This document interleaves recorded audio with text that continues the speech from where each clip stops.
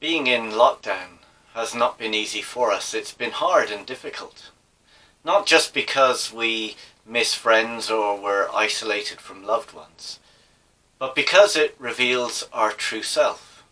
Maybe you've become aware of sinful, unhealthy habits that have come to the surface. Maybe it's watching porn or becoming alcohol dependent, or watching too much television, or eating too much food.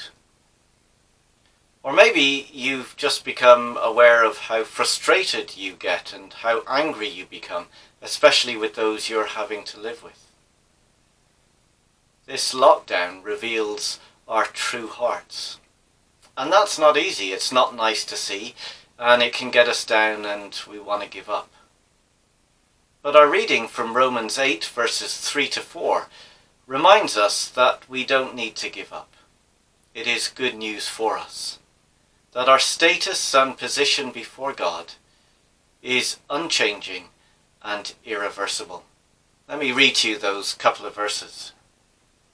For what the law was powerless to do because it was weakened by the flesh, God did by sending his own Son in the likeness of sinful flesh to be a sin offering. And so he condemned sin in the flesh, in order that the righteous requirements of the law might be fully met in us, who do not live according to the flesh, but according to the Spirit. There's two things I'd like us to look at from this. First, that we are declared righteous. Now, declared righteous is a legal term. It says that we are no longer guilty, that we are right and obedient before God.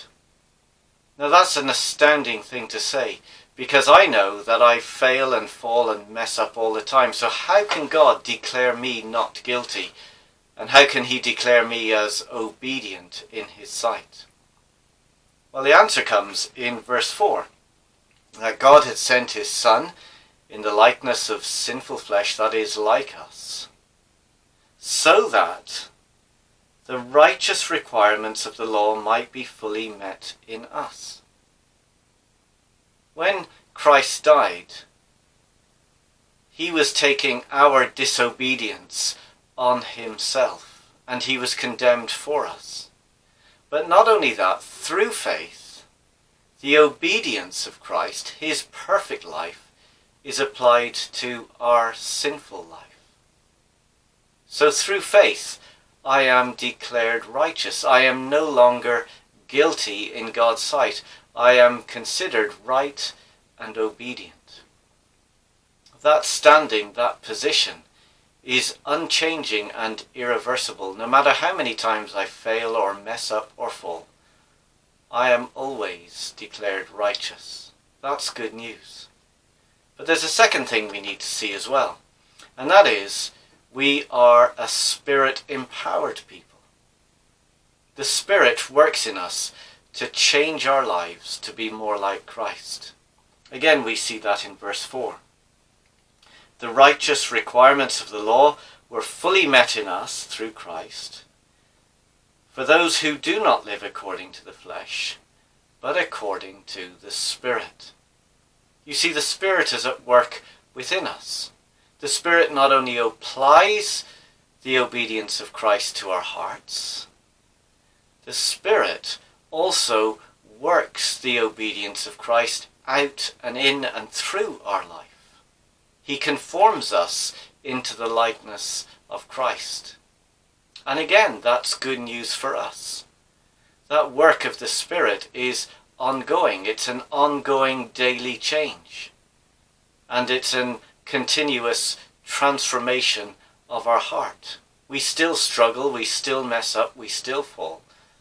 But let's remember that we are declared righteous no matter how often I sin, and that we are a Spirit-empowered people who can go on and live a new and obedient life. So when you waken tomorrow, and indeed as we go through the rest of this day, remind yourself that you are declared righteous, that you are Spirit-empowered, and that we do not have to be weighed down by our sin and by by our failure. So when we go through these days of testing, and it is a testing, let's not lose hope, but see these days as a time that God is working in our life, changing us, reminding us of who we are and how he is changing us every day. That's good news for us.